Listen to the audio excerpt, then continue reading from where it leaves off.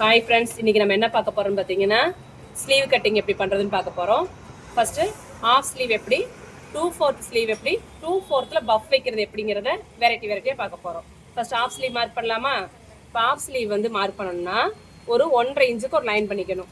First கவனிங்க, அப்புறம் drawing பண்ணுவீங்க. ஃபர்ஸ்ட் வந்து இந்த அளவு எவ்வளவு, 1.5 இன்ச்சுக்கு ஒரு லைன் பண்ணியாச்சு.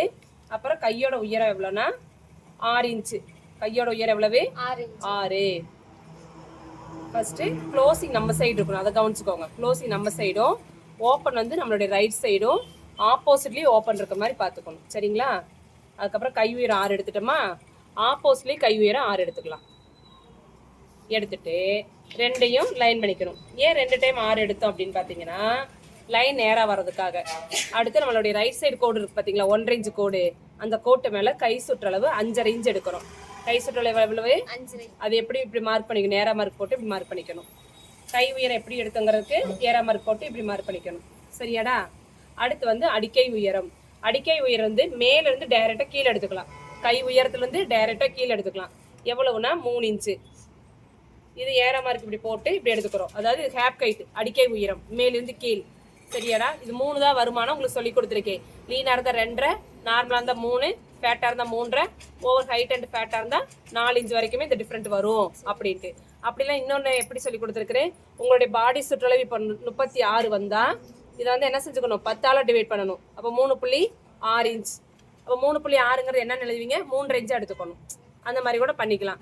இல்லைன்னா லீன் நார்மல் ஃபேட்டில் ஃபிக்ஸராக வச்சுக்கோங்க, 2.5, 3, 3.5, 4 அப்படின்ட்டு. இப்போ அந்த 3 இன்ச் எடுத்துட்டோமா, இதுக்கு ஒரு லைன் போட்டுக்கிட்டீங்க.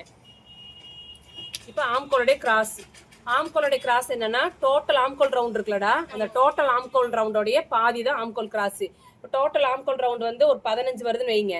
15ல் பாதி எவ்வளவு, 7.5. இது பேர் தான் ஆம்கோல் கிராஸ். இந்த இதை எங்கேருந்து எடுக்கணும், கையோட உயரத்துல இருந்து இந்த அடிக்கை உயரத்துக்காக எடுத்துருக்கோம்லடா 3 இன்ச்சு கோடு, அந்த கோட்டு மேலே இப்படி மார்க் பண்ணணும், சரியாடா? 7.5 இன்ச்சு மார்க் பண்ணிட்டோம். அந்த 7.5 இன்ச்சு எப்படி மார்க் பண்ணியிருக்கோம், இந்த ஆங்கிளில் மார்க் பண்ணியிருக்கிறோம். அடுத்து கை சுற்றளவுக்கும் ஆம்கோல் கிராஸுக்கும் ஒரு கோடு, ஒரு ஸ்கேல் அளவுக்கு ஒரு கோடு, சரியாடா? இங்கே கடைசி அந்த கோடு இருக்குல்லடா, இதை வந்து இப்படி நேராகவே முடிக்கக்கூடாது, ஒரு 1/2 இன்ச்சு இப்படி கிராஸில் முடிச்சுக்கணும். அப்போ தான் நம்ம மடிக்கும்போது கரெக்டாக வரும். இப்போ வந்து இங்கேருந்து ஸ்லீவ் மார்க் பண்ணிக்கலாமா? இந்த ஸ்லீவ் எப்படி மார்க் பண்ணணும்னா, ஒன்று ஸ்லீவ் ஸ்கேல் வச்சு மார்க் பண்ணலாம். ஸ்லீவ் ஸ்கேல் இல்லாமல் மார்க் பண்ணுறது எப்படி தெரியுமா? ஸ்லீவ் ஸ்கேல் இல்லாமல் மார்க் பண்ணுறது எப்படின்னா, இங்கேருந்து ஒரு 2 இன்ச்சு எடுத்துக்கோங்க. இங்கேருந்து எத்தனை இன்ச்சு, 2 இன்ச்சு. அந்த 2 இன்ச்சிலேருந்து இங்கே பாருங்களேன், இப்படி இறங்கி லைட்டாக ஒரு எஸ் ஷேப்பில், தெரியுதாடா? இந்த மாதிரி ஸ்லீவ் வரைஞ்சிக்கலாம். ஸ்லீவ் ஸ்கேல் இல்லாமல் இப்படி வரையலாம், ஓகேவாம்மா?